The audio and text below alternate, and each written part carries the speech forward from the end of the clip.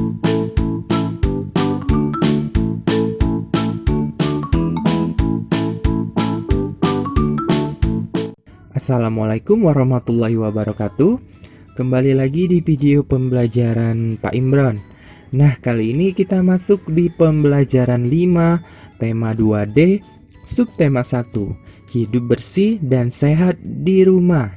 Sebelum kita belajar, kita berdoa dulu ya. Pertama, kita baca surat Al-Fatihah. Yang kedua, kita baca doa supaya kita dipermudahkan segala urusan. Dan yang ketiga, kita baca doa sebelum belajar.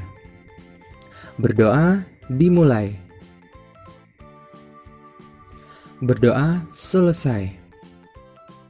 Tujuan pembelajaran kita kali ini, yang pertama, siswa dapat menuliskan hasil pengamatan kegiatan menjaga kebersihan dalam bentuk laporan sederhana. Yang kedua, siswa dapat menyebutkan kegiatan yang menggambarkan kebersamaan dalam keberagaman di rumah. Kita mulai belajar ya. Bacalah percakapan Nina dan Joni berikut. Bagaimana cara menjaga kebersihan yang baik, Nin? Lantai harus disapu dan dipel. Debu dibersihkan dengan lap atau kemoceng. Jendela juga perlu dibuka untuk pertukaran udara. Bagaimana dengan kamar mandi, Nin? Kamar mandi harus dibersihkan juga. Bak mandi harus dikuras secara teratur.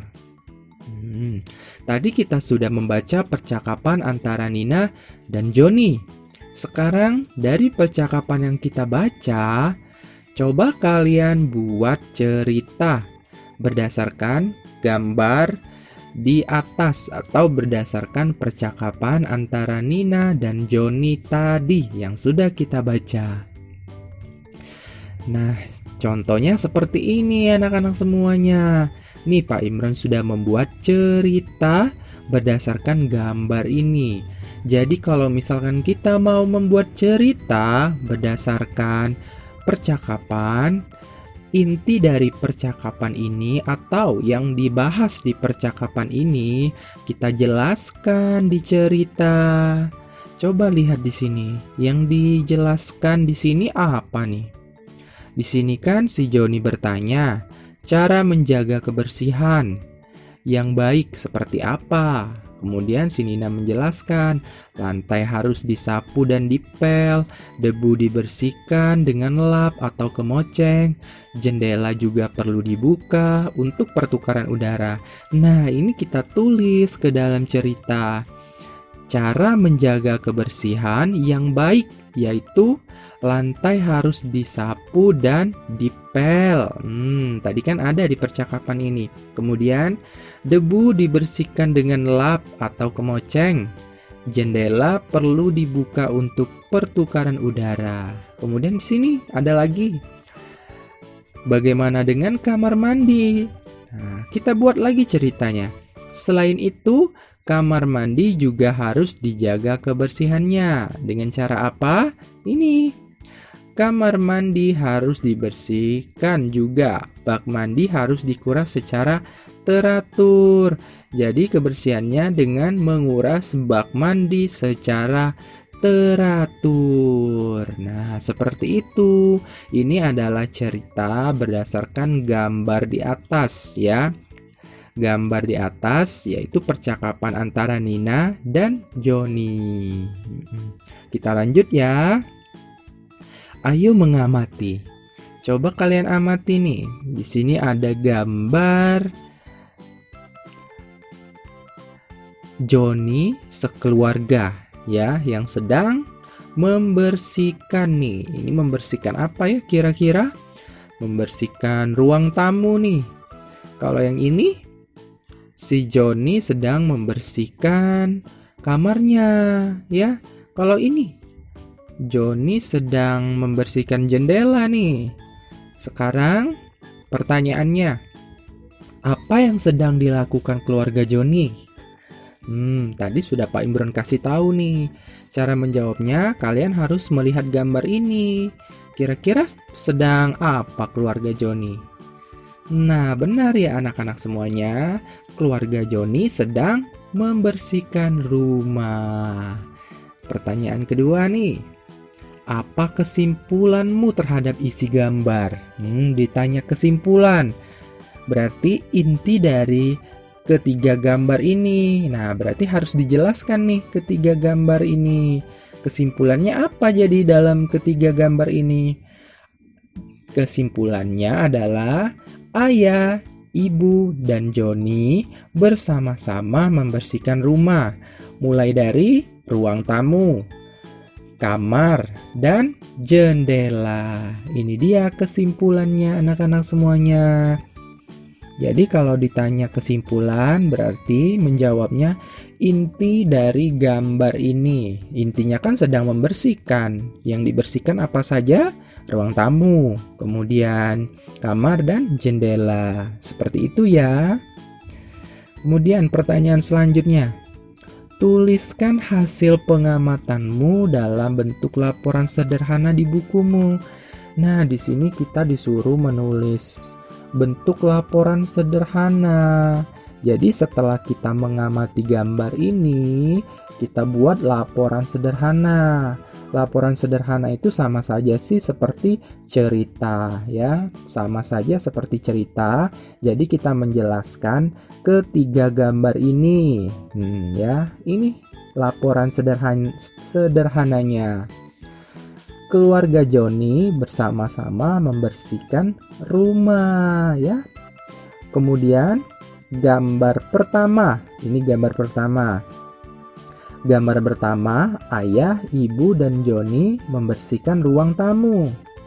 Ayah menyapu lantai, Joni membersihkan lemari, dan ibu mengepel meja ini atau mengelap meja.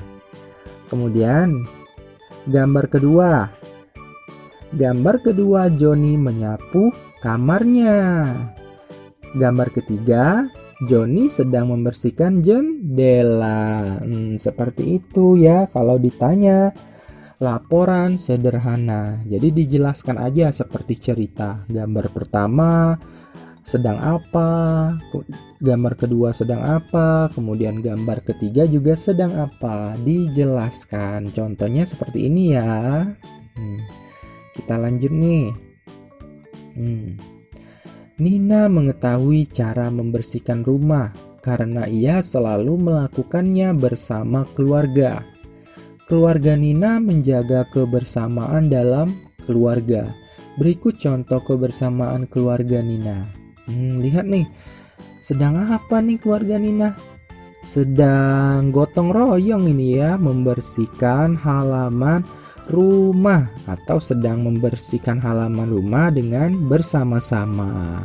Ada ayah, ada ibu, ada Nina dan adiknya. Kalau di sini sedang apa nih? Nah, ini sedang menyiapkan makanan. Mereka bersama-sama menyiapkan makanan untuk dimakan. Kalau gambar ini kebersamaan juga ya ini. Gambar kebersamaan keluarga Nina. Di sini keluarga Nina sedang membaca bersama-sama. Kalau ayah membaca koran, ibu membaca buku, kemudian adiknya membaca buku, dan Nina juga membaca buku. Kalau gambar di sampingnya sedang apa keluarga Nina? Sedang olahraga bersama, yaitu sedang jogging nih atau sedang lari. Jadi kegiatan bersama-sama dalam keluarga berarti dalam keluarga itu ada ayah, ibu, kakak, dan adik melakukan kegiatan bersama-sama.